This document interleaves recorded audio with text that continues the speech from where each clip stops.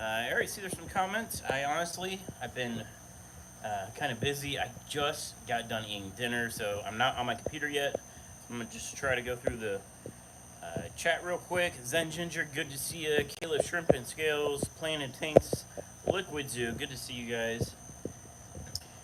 Got quite a bit of stuff going on this week. So it's my first week back from Aquashella. I do have a video. It's Aquashella. It's like during the show. It's during the setup. It's at Aqualand. I just rolled it all into one video. I might break it down into sections later. Let me know how the audio's doing too, by the way. I seem to be having audio issues all the time now. So anyways, hopefully the audio is good. Let me know. But the Aquashella video releases Sunday at, I think, 2 p.m. Eastern Standard Time. It should be a premiere. I wanted it as a premiere so that way if there's questions, I can answer them in the live chat. So make sure you're around Sunday at 2. Just background noise, yeah, we're in the fish room. I got dehumidifier running. The central air pump is running. I probably won't be hanging out here for more than a couple minutes. The one thing I was going to show that happened this week, and you'll see it in the Aquashella video, is I'm down another tank on this rack. So this tank right here, I took down a long time ago. One of my local buddies needed a tank. It was empty, so I went ahead and gave it to him.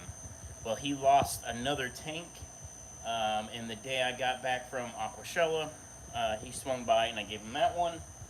That tank was also empty. But I ran into a water leak. That tank aside, my barrel is leaking.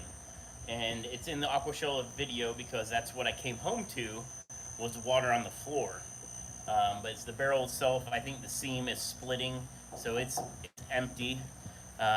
So water changes. It's not leaking quick. So I still have to transfer water to this barrel, and this is what my pump is hooked up to. So I can water change the tanks in here, the tanks in the house. So the water goes to that tank first, and then goes down to a pump down here. And that pump pumps it over this barrel. So I'm just only using that barrel to fill up this one, and so it's staying empty. But even I filled up this barrel tonight. Let me flip you around. There's already water leaks. You can see the drip right there. I think the seam right here is split, or it's got a little bit of a crack in it, and that's where the water's coming from. So what that means is that barrel needs replaced, but I don't think I'm going to replace it. I've been talking for a long time about getting rid of this rack system, so I think it's time to get rid of this rack system. The other issue I'm having out here, so that's issue 1, water leak rack 1, is rack system 2 has a water leak. This board's all wet. So I'm hoping the pearlweed was growing over. You can see how this is wet right here. I pulled it off. I'm hoping it was wicking water, and the water was going down this crack, is what I'm hoping. So I just moved that earlier, and I'm going to see if it dries out. Hopefully it does. If not, the other thing that I think might be going on, sorry, I ate really hot tacos, so my sinuses are super cleared out. So if you hear me coughing, it's because I just ate really hot tacos. But anyways, back to the rack. So it's either the pearlweed is wicking water, or one of these seams is leaking. It's just leaking a little bit. There's no water hitting the ground, but this wood's wet, which is not good. So yeah, I'm going to address that. I do want to consolidate all the tanks into one rack system. And when I started the line breeding tank, which are these two right behind me, you can see there's a pair and there's a pair. These females are definitely pregnant. They're probably, let's be honest, they're probably not pregnant from these two males. They were probably previously pregnant, so they're not going to be a true line of what I've selected yet. But I'm still going to hold the fry, and I'll put them in a different tank and just let them keep doing their thing. Anyways, I'm going to move to the computer room. I'm going to grab some water while I'm at it. So hopefully everybody's doing well. I'm going to bring some props with me to the computer room. Because if you watch the Aquashow live stream with me and Lucas Bretz, I dropped a little bit of information in that live stream of a project I'm working on that nobody knows about, members don't know. It was kind of a spur of the moment thing that I said on the live stream. So I'm going to show you guys what I was talking about. If you didn't see it, I will update you guys. Sorry, I got a new tripod, so it's not super quick, but I'm not prepared for this, guys, if you can't tell. I just set the tripod up because I was using it at Aquashow. Alright, I think we're good. So, got my water too. Not prepared, guys, not prepared. I'm trying to get the chat open real quick because it's way easier for me to see the chat on the computer. So, bear with me. Anyways, the live stream from Aquashow, if you didn't see it, no biggie, you're about to figure out what I was talking about. And, why is this angle? This angle's all weird tonight. Anyways, I'll have to work on that. Okay, so in the live stream with very quiet now. Is it any better now? The microphone sucks. I don't know what's been going on with the microphone on it. Usually, it's got a stereo mic, so it's got like 2 microphones so you can do stereo left and right.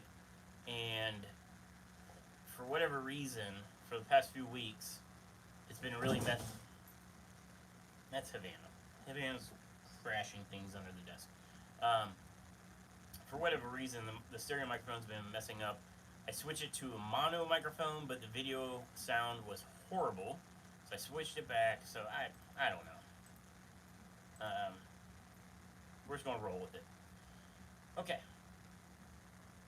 So if it's super quiet, let me know. I'm talking really loud, louder than I normally talk. Hopefully it pops back up. Okay, I got the live chat up. So anyways, the live stream, squirrel. The live stream at Aquashow, Lucas said, he asked about my 3D printer. He kind of segued during the live chat. He's like, "You have a 3D printer, right?" And I'm like, "Yep." And it just spilled out about me working on a fish tank light. And I mentioned it's a Chinese made, which pretty much everything's made in China. But I was just being honest, it's a Chinese made LED light that I'm making a housing for. It's a floodlight for your outside of your house. MD Fish Tanks uses floodlights and he really likes them. Yeah, it's really quiet. I turned it way up. We have a fix for this, guys. Let me go get my microphone. And it's probably going to get really loud because now I picked up the phone and it's going to be like, hey. But I can fix that. We'll grab the microphone. I need to get one of those. They sell these microphones that plug right into your phone. That's like a shotgun mic. I should just buy one of those, but the reviews of like the cheap ones, like my price range, were like, they said like it was a little bit better than the factory microphone, but not much. I'm like, well, I need to just get a good one. So maybe, I don't know, I need to save up and maybe I'll get one of those Rode microphone wireless Go's, and that way I can use it for filming, and hopefully it would work on live streaming. But we'll get my headphones plugged in here. You guys will be much happier. Maybe. Okay. There we go. Audio should be better. Let me know. Put you back in the stand. All right.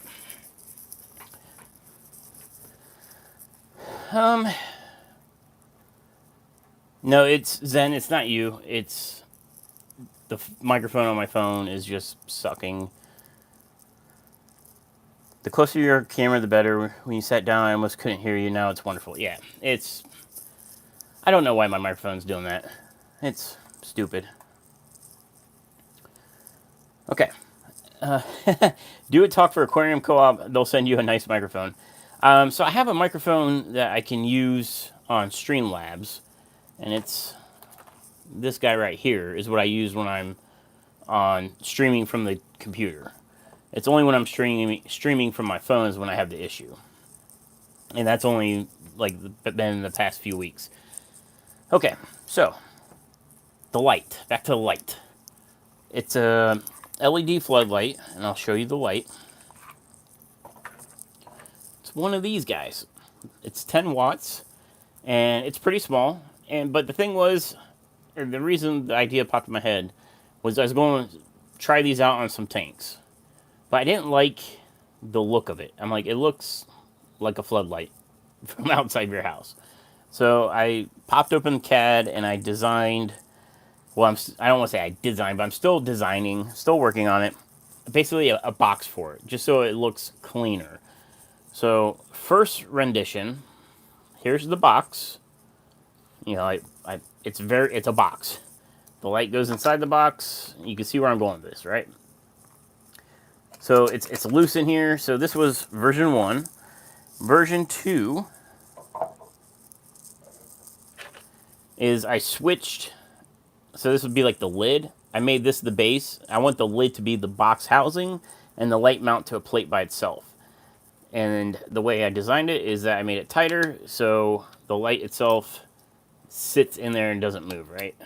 It's in there. It's not glued or anything. That's just the tolerance is tight, and it looks better. It's still, this is prototype, so it's very quick print, so it's not very clean looking. But for some reason, when it printed, it messed up and it printed this off center. I don't know if you guys can see that, but it's over here. So just as the live stream was about to start, version, I guess, 2.0.1 printed. So it's another one, but it's actually centered. Same thing, it's a nice tight fit. And it's a box. It'll be a box. So I printed, it didn't come out very well, but there is, I 3D printed loops in there so I can like secure the wiring. And, you know, eventually it's going to look like that, right? Like an actual box. Oh, geez. Almost just died right there. Let me fix you guys. I yanked the camera with the cord. I know nobody liked that, I'm sure. I didn't like that. I haven't tried this yet, so let me see if I can shove all this together while we're on the live stream. His box mounts nicely. This conversation is going to get side railed so hard. And I just said so hard, and that's going to get side railed. So anyways, it's going to be kind of like that. Other than, you know, this won't be like that. So box, I got to figure out mount system. It's got some weight to it, which is because it's a metal housing light. I am going to silicone the light in, so that way the box stays water resistant, waterproof. The light itself is supposed to be waterproof for outdoor use. I did take it apart. It does have a silicone seal in it, and it is glass, which is cool. So I don't have to worry about like plastic yellowing. So from here, I could design this all in CAD and like kept working with it. I like to physically have a prototype, and that way I can see what works, what doesn't work. So from here, what I want to do is design a mount. So I can mount this on any of my tanks and go from there. I'm going to use probably a metal mount, like a metal arm, and then give it a shot. But this thing is supposed to be a pretty good light, so we'll see how it works. I should just run it without making my own box, but yeah, so that's what I've been working on. Just little tweaks here and there. So I mentioned the premiere tomorrow. I think it's 2 p.m. It should be on my channel already. I'll double check that. It's the Aqualand premiere. Yes, it's on. It's 2 p.m. tomorrow. So 2 p.m. tomorrow. Be there for the premiere. Other videos, I don't have anything I think I've edited yet to put out.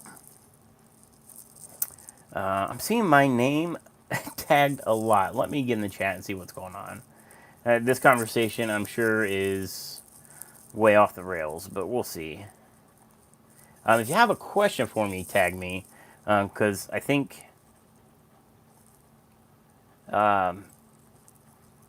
I think there's going to be a lot of side chat that I'm just going to skip over. Metalhead Prime, good to see you. Mrs. Metalhead. IHFP, good to see you.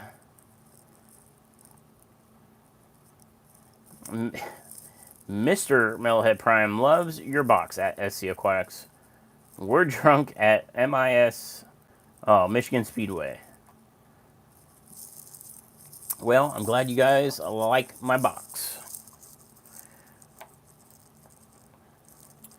What material are you printing the box out of? It is printed at a PETG, PETG. PLA prints nicer, but PLA is not great around water for a long period of time. Might worry about the heat from the light warping the box. Yes. So the first thing is this is open. This is not going to be open. This is actually going to have vent in it. The housing is metal for the light, and it's got fins on it to dissipate heat. But that heat needs somewhere to go instead of just being in the box. So what I'm going to do is probably do my branding. So like www.614fish.com or SC Aquatics as the actual vent itself. So instead of like raised lettering, it's going to be holes. That's that text, and that will allow passive heat dissipation. So next, I think is to get a mount system going, figure out how the mount works, and then from there testing. I have no problem running lights for 24 hours a day on tanks that don't have fish. So the sump tanks in the rack system 2, the flow through, all those bottom 20 longs just have plants in them. So that light stays on 24 hours a day. So this would be a good test for that. And I'll see how it works.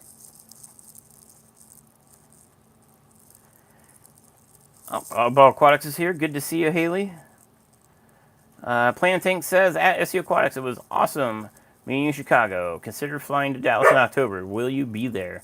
1% chance I'll be there, so no.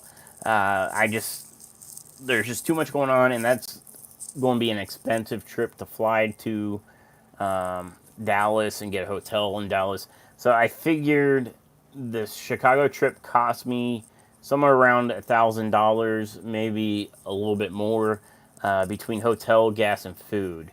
And for food, we were provided food Friday night and Saturday night. So, granted, I was there for 5 days. I was there Thursday to Monday. So there was a few nights where I bought dinner or bought lunch. But yeah, just between hotel, driving, and like the 3 nights I ate dinner was over $1,000. So I don't have the spare cash to do that again in like 2 months. I got other things going on. One of the things is my roof, which I've known about for months and months now, has a leak. So I got back Monday, found a tank leaking, and I also found a water spot on my ceiling. So that was fun to come back to. So I was on the roof in the rain with a wet patch, patching a hole in the roof. Some shingles ripped up, and what it did was, I think a shingle ripped up, water got under, and caused one of the plywood boards to bow up, which ripped out like 4 feet worth of shingles. So I contacted insurance. I got to talk to like an adjuster. They got to come out and look at it. I'm assuming it's from the windstorms that were here while I was gone, but we'll see. But that's just a whole nother situation. Caleb said, what kind of 3D printer do you have? I've been researching which 3D printer to buy the past week. I have a Creality Ender 3 Pro. Ender 3 Pro? Ender 3 Pro. Let me just double check. Yes, I have the Ender 3 Pro is what I have. And it's $224 direct from them. I don't know if you can buy it cheaper elsewhere, but MSRP or retail or whatever you want to call it is $224.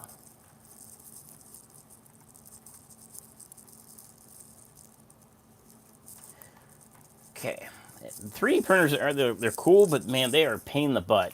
So I switched to the way 3D printers work. There's a nozzle that gets heated, and then the plastic's forced through that nozzle, it melts it. It's called an extruder, and it makes a little thin piece of plastic, and then it moves all over and prints it, right?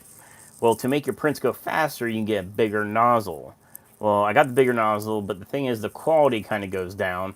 But 3D printers are so finicky because you got to set the height between the nozzle and the, we'll call it the deck of the print surface. You got to use like a piece of paper and try to make it perfectly level all the way across. It just gets really finicky, and like I shouldn't have messed with it. I had it like perfect, like store quality plastic I was printing. Like, it looked awesome. But then I wanted to do faster prints, so the bigger nozzle cut print times like in half. So something would take 8 hours will only take 4. 1 hour, half an hour. You know what I mean. But when I did that, my settings aren't dialed in, so everything's coming out pretty rough. But I'm just using it for prototyping. Once I have this dialed in, like this piece right here that I just printed, I think was like 50 minutes, I think, is what the print time was. If I switch back to the other nozzle and then I got to dial that back in, it's going to be at least double that time, but it'll be super quality. But no, it's fun to mess around. Like, when I first got it, I was printing all sorts of fish things, like test tube holders. I made an Overflow Box, which there's actually a few. They're out in the kitchen by the 3D printer. Oh, wait, there's one right here. I made this. It's an Overflow Box. I don't know how well that's showing up. Let me grab this stream. So it clips on the side of your tank. This side's on the inside, and you put airline tubing up and over. It's wide enough that I made it so you could do like 6 tubes. And as a little bit of water comes in, the water goes up and over, and then it comes out this little pipe, and you drain it to wherever. So this was just something I was playing around with. I was trying to make bigger ones, smaller ones. I made one that was like half the size that worked really well for if you had like a drip system. I printed like a bunch of these. I tried different heights and widths, but that's when I first bought it, and this is definitely on the old nozzle. I don't know how well you can see. With 3D prints, you can actually see each layer. I don't know if you'll be able to see that on the stream. But anyways, the layers, the finer the layer, the higher the quality of the print. And this was on the old nozzle. But no, it's cool. It's fun, but it's also very frustrating to get a 3D print to come out perfect. Yeah.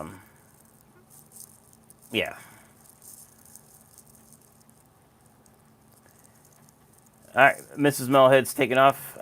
She doesn't want to be rude to her party, but also need to save some data. Have a great time, whatever you're doing at the Speedway. Chevy Fish, good to see you. I met Chevy Fish at, I was going to say Aqualand, Aquashella. Chevy Fish was there. It was great meeting her. Super awesome. Okay, I think I got all the questions answered. Okay, so fish. Let's talk about some fish. So, I'm bringing, I don't know if it's going to be this weekend. I'm hoping it's this weekend, but we'll see. The local guy bought some Vienna guppies from me. And he mentioned he was breeding some fish, and I said, send me a list of what you got. And this was like a couple months ago. And one of the things he was breeding that I really want to get my hands on are CPDs. So getting CPDs locally bred is awesome. They're one of my favorite fish. I basically emailed a few people that bought Vienna guppies for me and locally picked them up because I couldn't remember the guy's name. I was like, I can't remember his name. You guys know me. I have a terrible memory. So I went through and I was like, I pulled up all the sales for Vienna guppies that were local pickup. I emailed them like, hey, like I'm trying to find somebody that was breeding CPDs, and I found them. And he apologized because he was supposed to send me a list, and he squirreled. He said the CPDs are like 1 to 2 months old right now, so they're really small. And he's only got like 7 of them, which I still want even just 7. I'll put them in my tank and not even sell them. I'll just keep them for myself.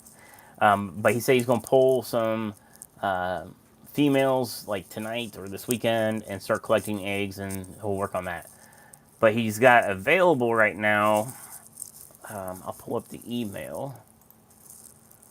The first thing that's available are Hawaiian Blue Moscow Guppies. And they are from Bentley Pasco.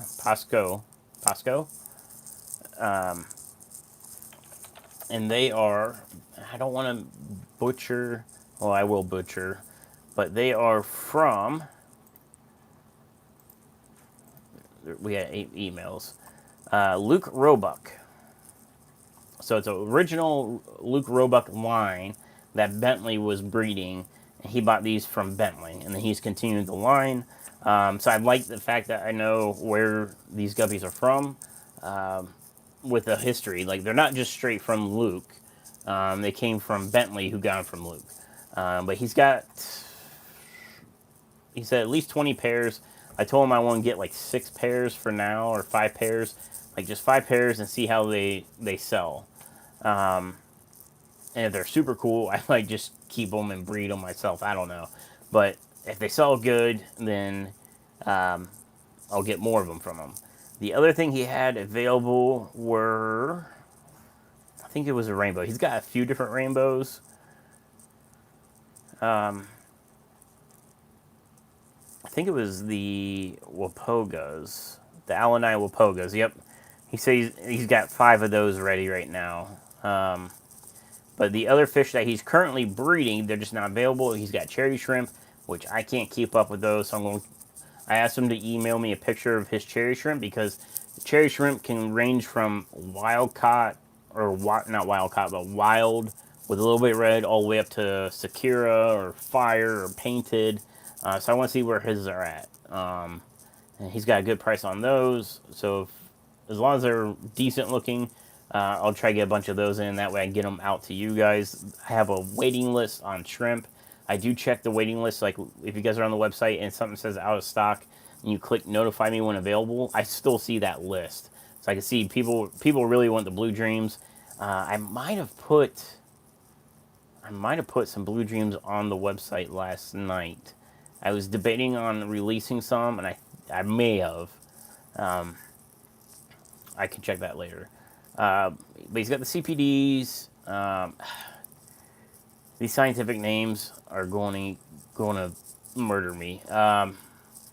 Nanocara, the dwarf cichlid, Gardnerite killifish, Monrovia killifish, Sunset variatus, Luminatus rainbows, Vienna guppies. He said I got Vienna guppies, 2 fried drops already. Thanks. The Hawaiian blue Moscows, Melitania bosmani, goiter rivers, some parvas, some yellow rainbows, and then I already said the Alanai Wapoga. I think these rainbows are actually from the guy I buy my rainbow fish from. He mentioned in one of the emails that most of them are Gary Lang strain, or what was the other ones that he said he got from a reputable breeder, I think locally, which is probably the guy I buy my rainbows from. But anyways, he said he was going to try to shoot me a picture tonight. He hasn't yet, but we'll see. But I'm hoping I can see what those guppies look like and the shrimp. So, being that they're 614 bred, that's a new thing I'm doing on the website, is there's going to be a badge on whatever animal, whether it's shrimp, snails, fish. If it's bred here in Columbus, it's getting like a little badge saying like, hey, this is bred here in Columbus. Whether I'm breeding it here at my house, or if it's one of my local fish club members breeding it their house. Because online, you either have like wild caught or tank raised. And then some websites are doing wild caught, tank raised, hobbyist bred. So I've always did like 614 fish bred, which was stuff I was breeding, or I said hobbyist bred. Some of the Plecos were buying were from Cleveland. So not really like locally bred here, but it's still like regionally bred, if that makes sense. But there is a new badge. I didn't overlay it on the animal itself. It's just added as a picture, but it kind of shows like, hey, this is bred right here in Columbus, and because some people want to know if it's wild caught, if it's tank raised. Usually, if something says tank raised, it's still coming from overseas, so it's still coming from a farm.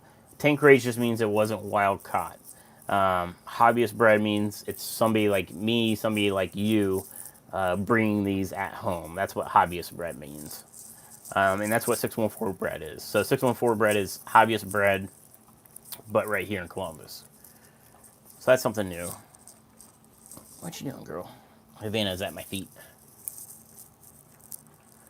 Okay, I'm going to keep moving along.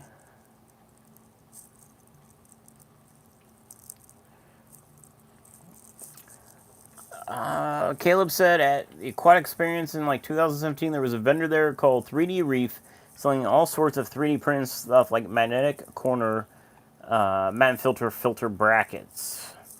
Yeah, there is a company. I don't know if it's the same company that sells. I'm trying to think of the name. So it's the like outlet jet of a return pump for a saltwater tank.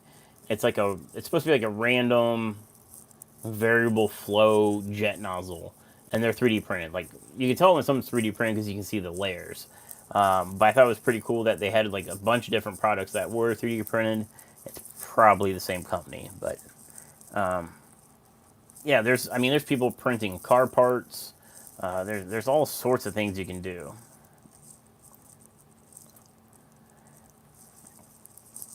Caleb Shrimp and Scale says, I met you at SEO Quacks at the 2019 Aqua Show. You probably don't remember me, though. I was the guy that stood next to you during the bubble thing Rob hosted. You were the guy with the $2 bills, right? If so, I remember you. I'm pretty sure that was you with the $2 bills. Greg Sage, possibly for rainbows. They're not Greg Sage. It was... I could go through the email. It was somebody else.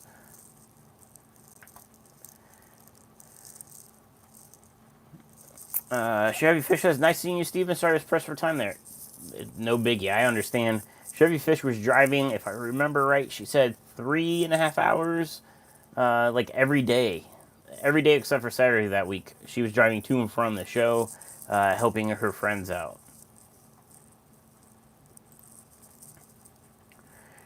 Caleb said, yeah, that was me giving the $2 bill super chats in person. Yep, I remember you.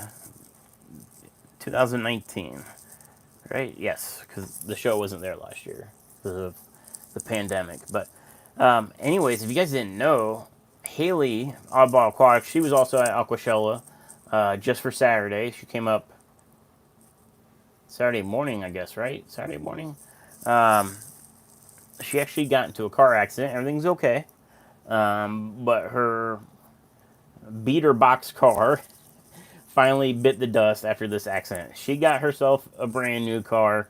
I know she's super excited to A, have a nice car, but B, have a car where she can drive to these events and stuff, because her other car, held together with duct tape and PVC piping, couldn't drive more than probably half an hour from her house without breaking down. But super excited for Haley getting a new car this week.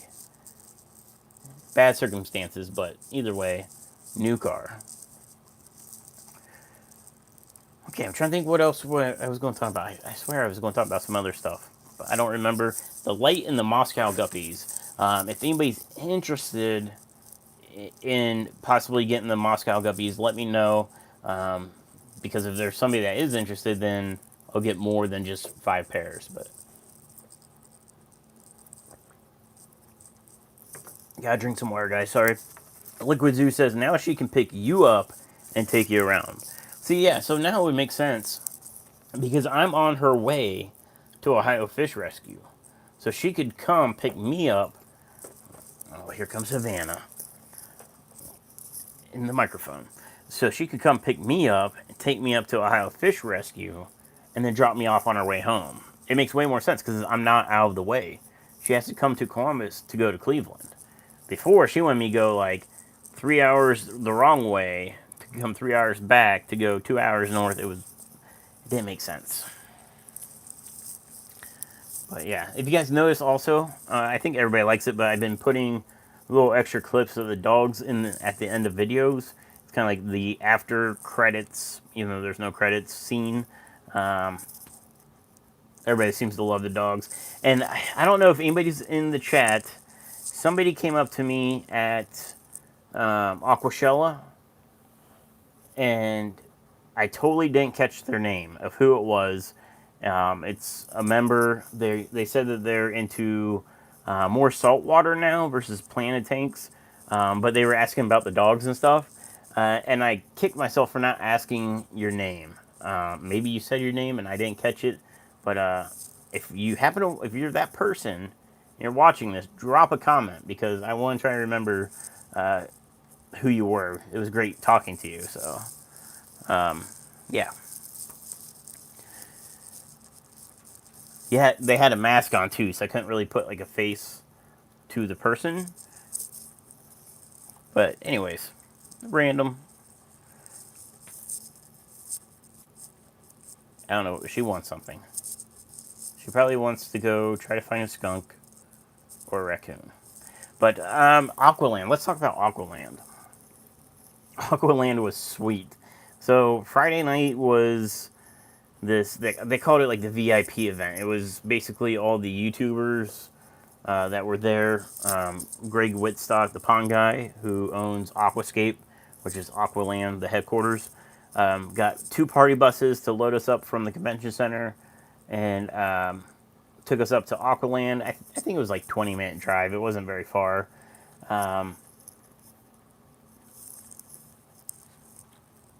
You're not a mod on this one.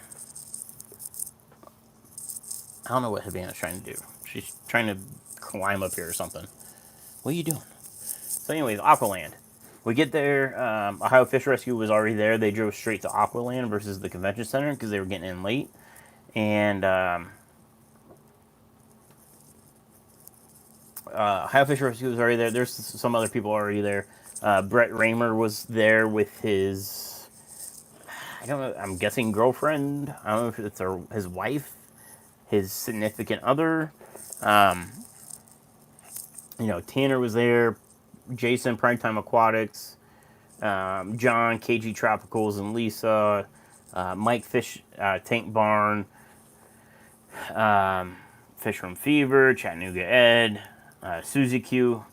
All the people were there. And we rolled up, and the first thing we come to is the outdoor pond where they have the waterfall and like all the rocks.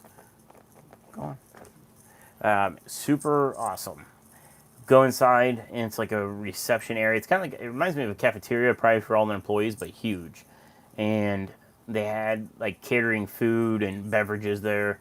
And then you walk past that, and you're into like the offices of Aqualand, which is in the video. You'll see it tomorrow at 2 o'clock. It is tomorrow, right? I think I said Sunday earlier. Let me double check before I screw this up. Sunday at 2. Should I do it Sunday at 2 or tomorrow at 2? Let me know in the chat if I should release it tomorrow at 2 or Sunday. It's set for Sunday at 2. I'd rather have as many of you guys in there as possible, so let me know what works best for you guys. Anyways, you get past the offices. It's in the video. Liquid Zoo says Sunday is better. All right. And then you get to like their showroom, which is, it's viewed in a lot of their videos. A lot of their videos they show their showroom. Super awesome how they have all the ponds set up with like the creeks and the little waterfalls, and there's fish in all of these ponds. The snapping turtles up there. I like their enclosure. So I knew they had a big tank for them, but the way they wrapped the tank, they made it look like a shipping container, like a cargo shipping container, and you're looking into the cargo box. That was really cool. And then from there, you go into like their koi display where you can buy koi fish. They have that turtle-topia room. Super awesome. The second story, it was like offices. And I think that's where the bedrooms were. They have like bedrooms for guests. And then the third story was like their workout room, basketball court, soccer field. In the video, there's Ed playing Big Game Hunter or Big Buck Hunter, wherever the shooting deer game is. They had darts and all sorts of stuff. So anyways, that's in the video. You'll see that. The Aquashella video, and to be honest, I haven't watched any other YouTubers' Aquashella videos. I figure they're all probably about the same content, just a different twist on wherever they did. So mine, I guess, to lay it out, it starts with some video from Friday. Friday was pre-event, so it's literally like vendors setting up. So you'll see like a lot of boxes and like how the event's kind of coming together. Then goes into Aqualand, so it's in time order, chronological order. So it's like Friday when I got there to the convention center. Then goes to Aqualand, the video I got from there.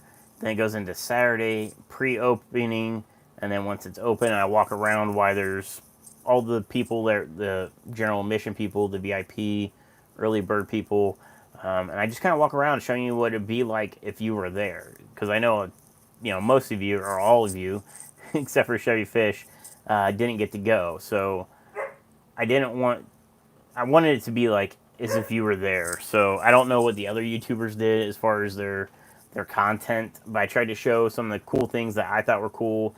There's some flower horns that were in person, they were spectacular. And I'm not a flower horn owner, maybe one day, but I thought there was a couple that were really gorgeous, so I got videos of them. I took like a little snippet of Tanner doing an aquascape, and it's all quick video. It's like 10-second clip here. I just kind of put it all together, so that way you guys can see what it was like. If you have a chance to go to a aquatic event like this, do it. Whether it's Aquashella or there's even things that aren't really, because Aquashella I think is like a big vendor event. Like huge vendors. You had like Saltwater Aquarium, Fritz, Siche, Awaze, if that's how you pronounce it, Awaze. People like those, but then you had a bunch of smaller actual businesses that were selling goods, and some were selling fish. I saw that JR was there. He sells really nice flower horns. George was there, Agno Aquatics, who is from the Cleveland area. I've been to his store. That's where I met Jimmy from Aquarium Co-op to get the Vienna Guppies. That video was at Agno Aquatics. George is a super nice guy, and he was there with Cunningham Cichlids, and they were selling fish, and the hard goods were mainly Aquatop. So George was pushing Aquatop heaters, which I sell Aquatop heaters. I might be out of stock, but they're tanks. They have a ton of tanks, and they actually have a couple cool new tanks, which I haven't even found through my wholesaler yet. They're smaller. They're more like for betas, and he was talking about he wants to do like a beta display rack. But the tank was actually really nice. So he was selling a bunch of cube tanks, rimless. So that was pretty cool. The saltwater, I don't know much about saltwater. I saw all the companies that had their frags that they were selling. They look cool under the black light. But yeah, I just saltwater's cool. It's just not me. I've had a saltwater tank before. I won't say I'll never have another one, but you never know what will happen. Oh, it's a reflection. I was like, what is this line right here in the middle of the tank? Where is it? Right here? This line? I was like, what is that? It's a reflection. It's of my other fish tank. It's the tank over here reflecting. Squirrel. Sorry, guys, squirrel. So the Plecos. I guess back to breeding. The Super Reds are monsters. There's more and more Super Reds in there. So I'm going to have to make sure the Super Reds are updated on the website, which I want to check right now because I'll forget. So if you're looking for some Super Red Plecos, they will be on the website. I'm double checking that right now. Can you hear Charlotte barking? Yeah, the Super Reds are in stock. What are they priced at? They're priced at $12.99. If you're a member, you get 15% off of that. And these are bred right here. So these say locally bred. That needs changed to 614 bred. I'm going to change that right now. because they are coming straight out of this tank. Shipping, guys, on the website, I've mentioned it once or twice before. Shipping on live fish has come down $10. So it used to be $34.99 no matter where you live. Now it's $24.99. Oh my gosh, Charlotte is so loud. It's $24.99. It kind of sucks that I don't have a metric for if you're super close, but $24.99 for live arrival guarantee, I think it's pretty good. Not a lot, but there's places where to get live arrival, you got to pay for overnight shipping. I still guarantee live arrival at $24.99. Anyways, let me get out of there and get back to the chat. If you have any questions about Aquashella, this is the time to drop it. Even though with the Aquashella video on Sunday at 2 o'clock, we're limited to the length of that video for the chat. After the chat, you get like 2 minutes, and then it turns it off.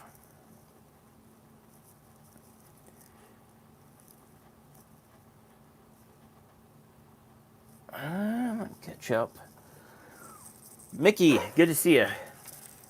Hello, Steven, plus doggies, plus everyone.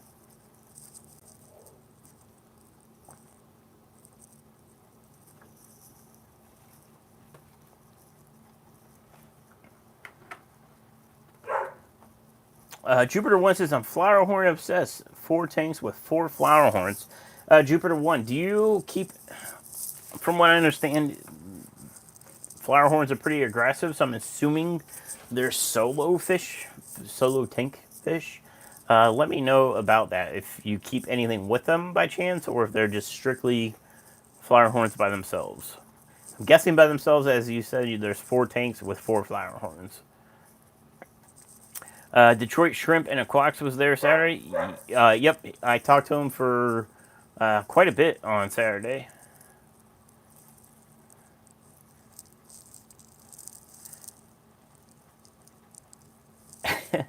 Zen Ginger said, I'm back. Note to viewers, don't ever breed human fry. They are so needy.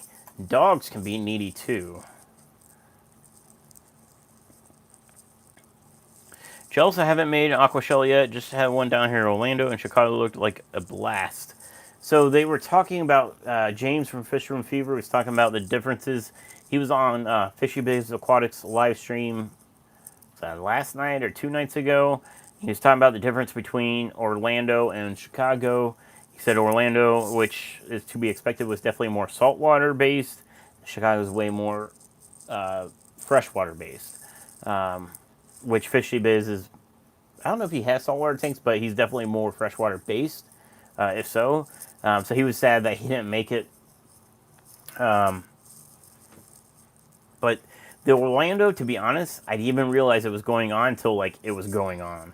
I didn't see like advertisement for it very much or at all until like everybody's like, hey, we're at Aquashella Orlando. I was like, maybe next year. So I'm planning, not planning, but what I'm thinking is that my parents have a house in Florida. They're snowbirds. So they go to Florida in the winter and they come up here for the summer. They're kind of southern Florida on the Gulf side. Orlando is Atlantic side, if I remember right. I don't know how far it is. Maybe they're 3 hours away, but I might try to do like, maybe I fly down, visit my parents for a couple days, and then I can go Aquashella for a couple days and then fly home, do something like that. So I might try and make a trip out of it next year. It depends on when it is next year and like if my parents are down there at that time.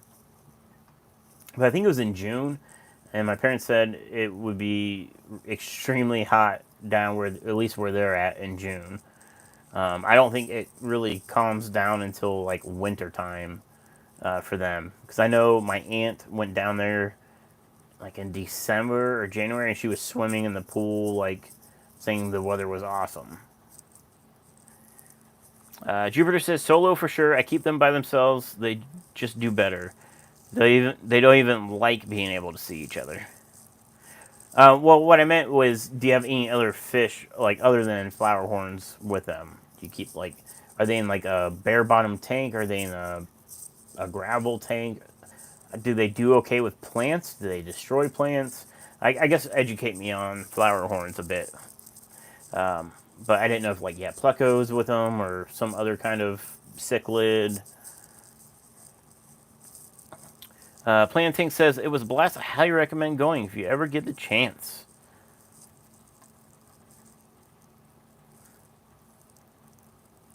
Thinking of getting cherry shrimp. Bruce says, thinking of getting cherry shrimp. What fish can you safely put with them? So the thing is it's cherry shrimp. If it can fit in a fish's mouth, a fish could eat it. There's no fish that's going to guarantee not eat a cherry shrimp. The best thing to do is provide the shrimp very good coverage to be able to hide as their babies. I personally use lava rock piles. Lava rock's cheap and it works for me. Lucas Bretz, I believe, I don't know if he uses lava rock, but I think he uses like some sort of cobblestone, does some sort of rock pile. But baby shrimp are so tiny that even like a guppy can eat them. And guppies wouldn't eat or even think about going after an adult cherry shrimp. But guppies are constantly picking at the gravel or substrate. They're kind of like a goldfish. They're just always eating everything. So a baby shrimp could definitely get eaten by a guppy, but baby shrimp also will hide a lot. That's where the rock piles come into play. And then maybe if you have planted, actually let's go take a walk and I'll show you my shrimp tank. The thicker the vegetation, the more hiding spots. Would I put cherry shrimp with guppies? I would. I just wouldn't plan on the shrimp fry to survive. Hopefully, like, if it's a good colony, they'll produce quicker than the guppies will, nab them off, because guppies will get them. CPDs will go to a shrimp. CPDs have really small mouths. All right, I'm going to flip you guys around. I'm sure it's getting kind of noisy in here with all the blowers going. So this is one of the shrimp tanks. You see a blue dream down there right there. There's some blue dreams on the matin filter. This is actually like my first fish tank out here in the fish room. This is what I was calling the OG cherry shrimp tank. It's a matin filter that's never been cleaned. It's got moss growing on it and algae, just full of beneficial everything. So anyways, like this is all Valsinaria. The Valsinaria is kind of not super green because this whole tank was Christmas moss. I just cleaned this out when I got back from Aquashella. It was completely full of that Christmas moss, which grows like gangbusters.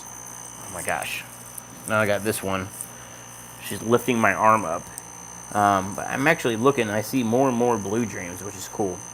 I was trying to see if I saw any babies. I don't see any right this second, but you can see the lava rock pile. This is not like escape or anything. It's just, this was to breed shrimp. And so I just dumped lava rocks in there. And it gives them tons of hiding spots. So that's good for them. The other thing is this Valsinaria. The shrimp will get down like in between the Valsinaria. And then the fish won't be able to get to them. I was hoping I'd be able to see a baby. They're so tiny when they're newbies, but I don't see any right this second. So having dense vegetation, having moss, because the shrimp like moss. You can see the one on that piece of moss. This tank's got a bunch of shrimp. This is LRB, mixed LRB coal. So I bought two things from LRB. As far as shrimp, I bought his Blue Dreams, which are what you see down there and over in that tank, and I bought some of his coals, and that's what this tank is. Sorry about reflection, but there's one, they're all in there. You see one in the moss, and this whole tank is just Christmas moss now. This is a 55, and it's definitely to this end of the tank now. It's still working to go over to that side, but there's a sponge filter, so I think that's kind of holding it up. But this thing,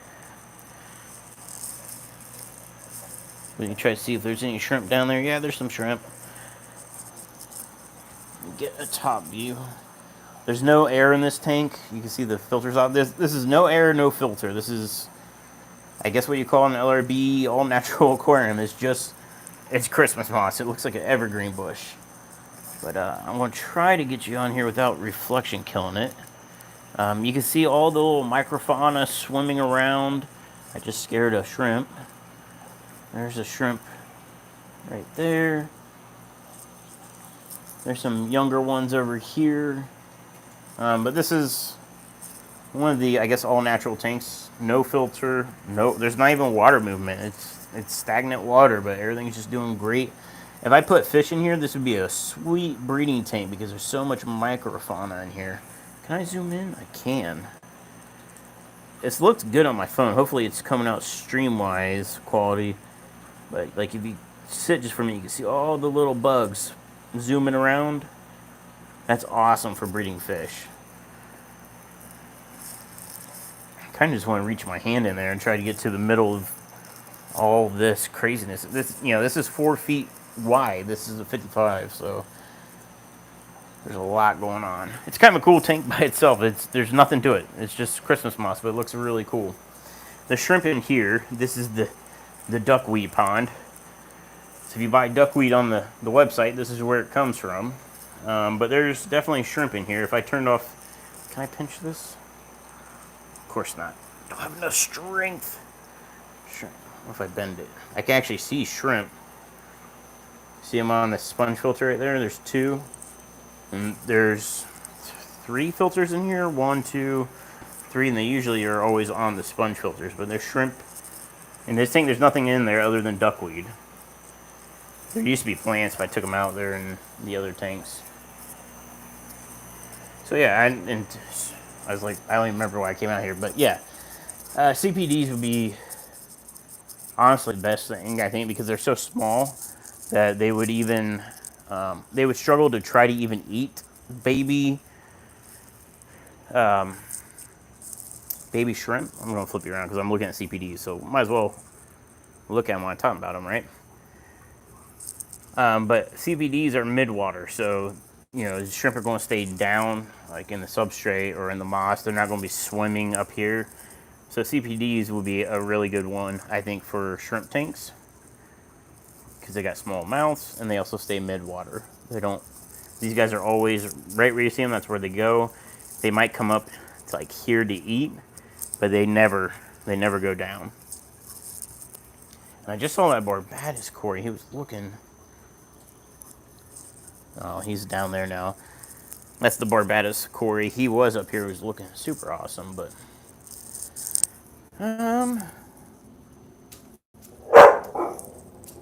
Charlotte. Nothing really new to show you guys out there. I gotta work on that rack system this weekend. We'll see how that goes. Can I slide you back in without not dropping? Works. Alright. You have so much moss. Yeah, if you guys want Christmas moss, buy it up. I thought about reaching out to Rob at Flip and seeing if he wants to wholesale like 1,000 portions from me, because I know he sells moss on his website. He doesn't have Christmas moss, so I emailed him. I know he's super busy and he's kind of slow on email. I should just call him. Like I could pre-package them, so like he can buy 20 a week and they're pre-packaged. He can just send them out to his customers. I have a ton of moss. I have a 20-gallon, so that 55 that's full, I have a 20-gallon long that's full just like that. So the 55 I don't touch. It's all natural. Don't do anything to it. I just add fish food for the shrimp. That's it. Literally, that's it. Don't touch anything on it. All the other tanks that have Christmas moss and it starts becoming a jungle. Ooh, that's a video I think that I need to edit. Squirrel, sorry. No, I just want to check my folder to see what videos I have coming.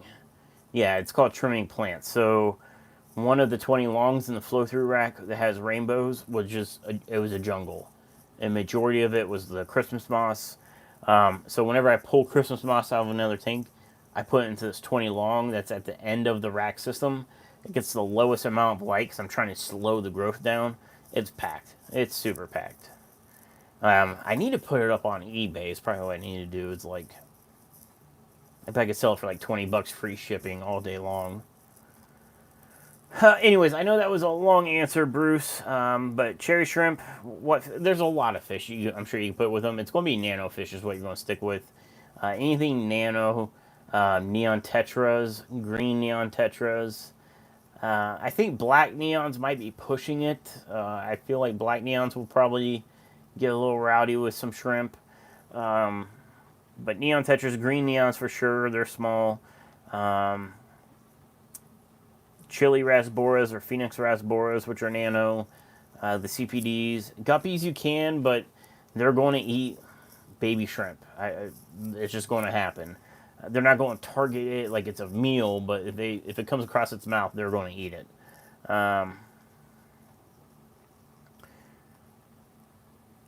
Caleb said LRB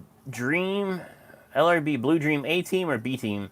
I believe I bought the B team, and they're still stunning. I mean, granted, I've probably had them for at least 2 years now. I'm trying to think when I bought those.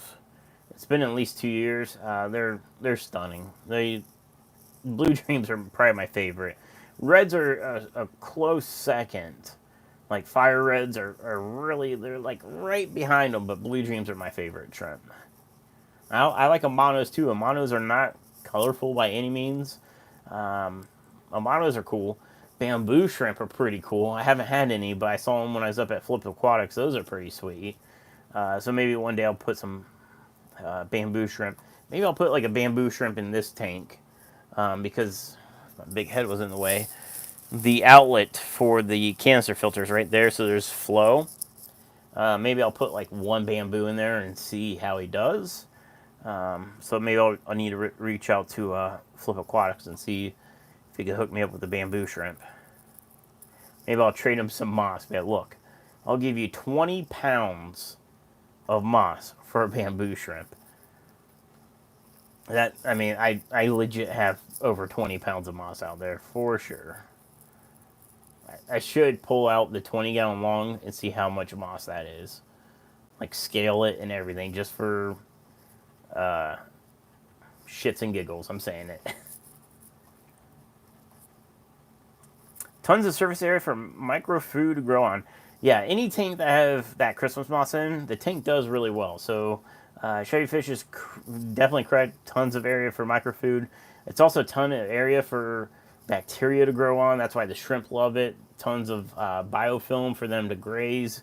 And the microfoods just explode. And shrimp tanks, you're always going to have that. I've seen people ask about all these bugs in their shrimp tanks. It's normal. I don't know if they're water fleas. I've heard people call them water fleas. They're just, I call them micro bugs. I don't know the scientific name. They're good. It's a healthy tank. But the best part is let's say you set up an empty tank and you got some moss in there, some plants, maybe some plants die, and you start getting these bugs. Like as soon as some vegetation dies, that's when you get bugs, which is awesome. You leave that tank sit for a few weeks or a month, it's just teeming with all this micro bugs, micro life.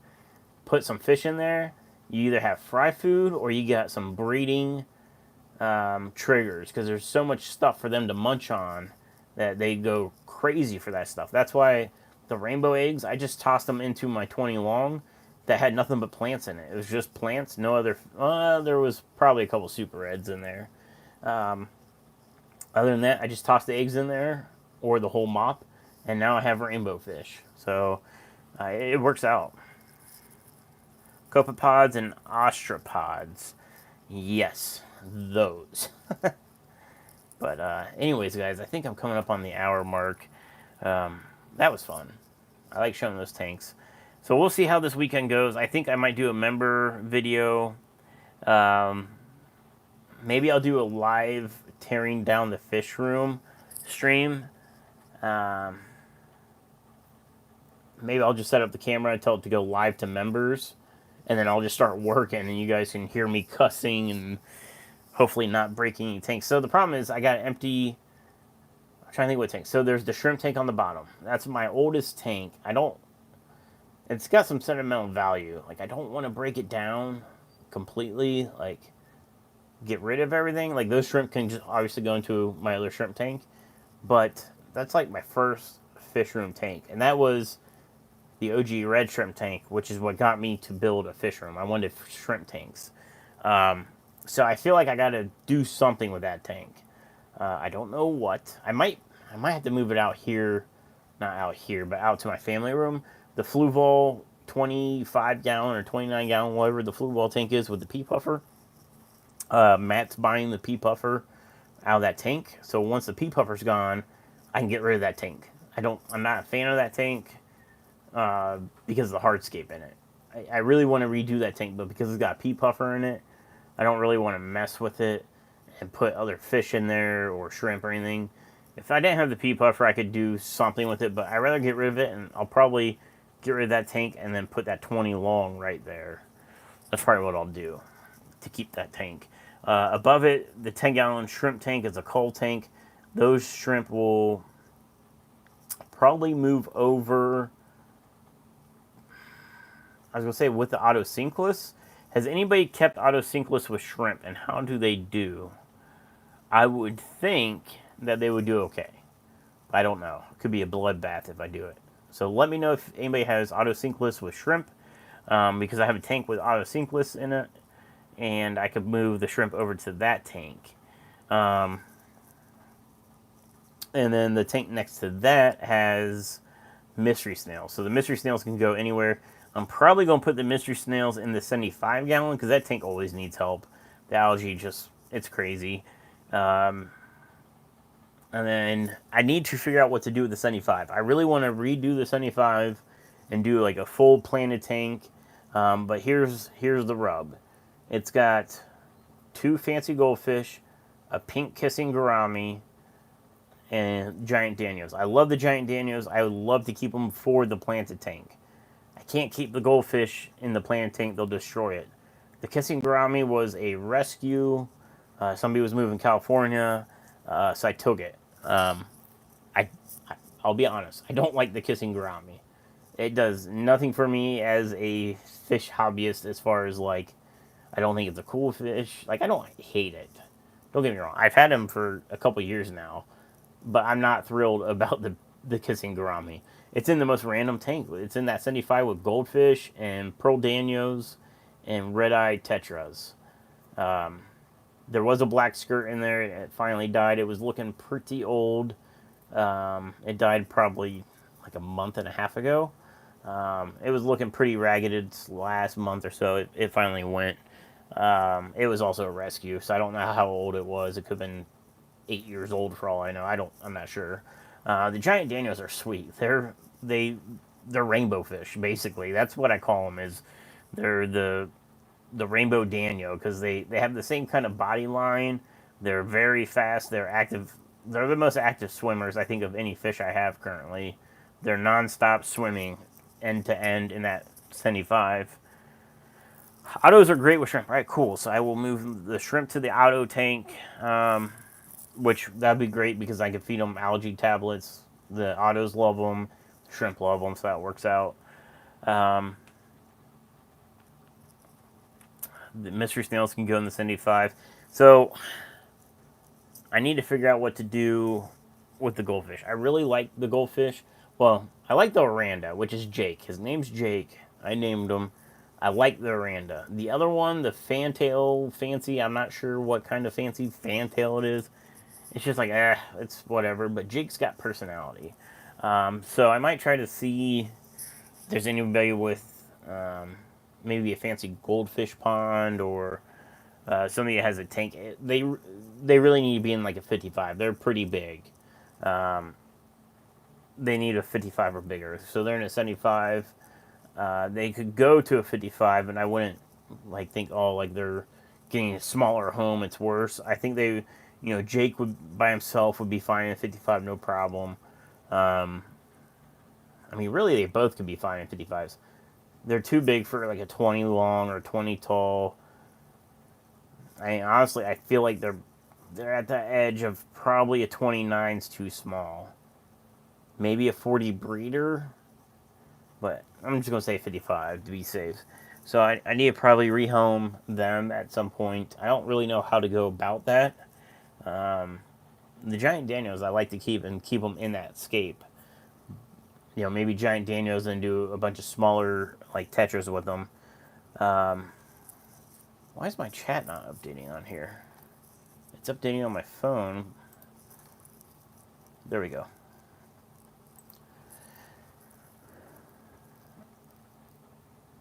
Kissing Gourami gets large cute as a small, but like a fish for human food when grown. So I don't know what the max size is on the Kissing Gourami. Ohio Fish Rescue's got a bunch of them, and mine's the same size as the ones that Ohio Fish Rescue has. So I'm assuming mine's full grown, but it's not like, I don't know how big he is. Maybe like whatever that is, 6 inches, 7 inches. It's not like a large gourami like, what's the big one called? Is it just called a gourami?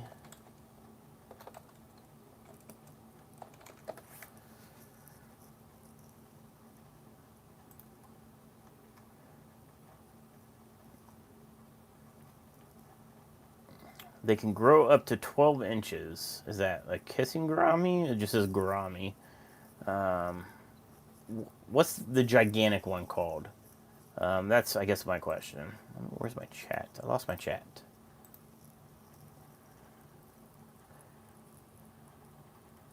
Giant. Well, a giant gourami does get large because OFR's got one, and they do get huge.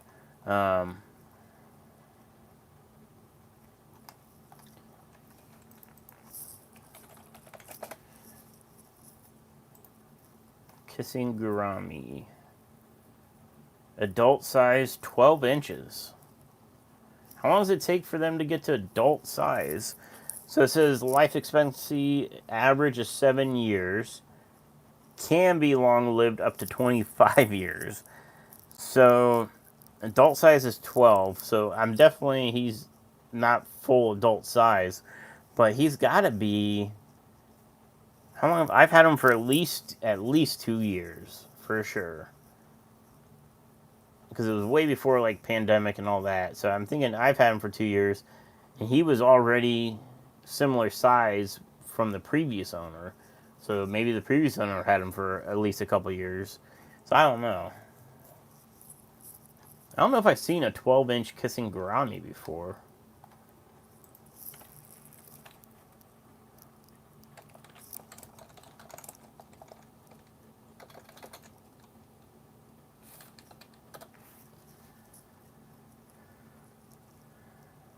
Images. I was just trying to do a Google search to see if anybody had like what the biggest one. But of course, like none of these are next like a tape measure or anything to get an idea.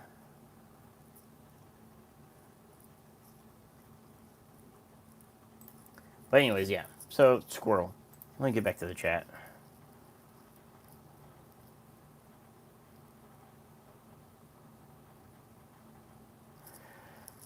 Caleb say, yeah, Golden when he was a teen, he was massive. They are called giant gouramis. We have a giant dwarf gouramis. Yeah, the giant ones are definitely giant. Alright. I think we should wrap up this live stream. It says I started streaming 6 minutes ago, guys. Just 6. Hit it with the refresh. 73 minutes. Yep, we're over time, but whatever's. Sunday, 2 o'clock. Be there. Live premiere, so there'll be like a live chat. If you've never been to a premiere, it's a video releases at a set time. You watch the video and you can chat while the videos are releasing. So that way, if you see something during the Aquashella video premiere that I'm doing, you can ask a question. That's why I'm doing it. 2 o'clock Sunday. Be there. Mickey said, did you find out price for your Plecos? Yes, $49.95 is what they're going to be listed for. And pretty much everybody in this chat uses a discount some way or another, whether it's through YouTube, through the membership. Members get the biggest discount off of anybody. So it's $50, and then most people are going to have a discount on top. The way I price it, as I asked on the community page about that, and it's I looked at it this way. What do I think it's worth? I think they're worth more than $50, but I don't want to like price gouge it crazy. But I've had these guys for over 2 years, and I got 2 babies out of them. That's a lot of frozen food, and no one's got them right now. So I did a Google search of L107, and let me double check. I think it was Discus Madness had them, but like hasn't. Yeah, Discus Madness has them listed for sale, but they don't have any. And I know like months ago when I was looking to try to price them out, they didn't have them then either. These are all like catfish websites about like information on them. The Aquarium Wiki, Just Cichlids. Does Just Cichlids sell them? Offering the Ancestris with 0 pricing because they're not available. So yeah, can't find them through Google searching. There's information on them for sure, but I don't see anybody selling them through Google. I could honestly probably sell them for $100, and somebody would buy them for sure. But I think $50 is, to be honest, quite fair. Especially when you get into like some of the crazy ones that go for stupid money. But anyways, squirrel. Thank you guys. Let me get back to the outro. Thank you guys so much for watching. Everybody that I met at Aquashella, it was great meeting you, and all you supporters that helped me get there by buying products the week before I left. Thank you so much. I keep the Pleco pair and breed more, just saying. I'm not selling the pair. I'm selling the fry. I'm selling the 2 babies I have. I have... let's say 10 to 12 adults in there. So it's a breeding group. So there's, let's just say a dozen. There's a dozen breeders in there. And out of a dozen breeders, I've gotten 2 babies. Yeah, so the 2 babies, I would say they're for sale, but Matt bought them. Or is buying at least one. And by at least one, he wants them both. But I don't think I want to sell the youngest one yet, because I think it's too small to ship. I would hate to ship that baby Pleco and have it die.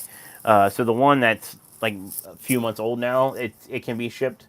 The newest one is going to hold on to, but Matt wants to buy them both. So yeah. Anyways, if you want super reds, I'll put some on the website. I think there's 3 listed now. I probably have a dozen I could sell right now. Anyways, guys, squirrel. Thank you so much for watching. Thank you for being a subscriber. All my members, thank you. My mods, thank you. Thank you, thank you, thank you. I'm going to go spend some time with Havana because she wants some attention, apparently. Thank you so much. I'll see you guys. And as always, keep tanking along.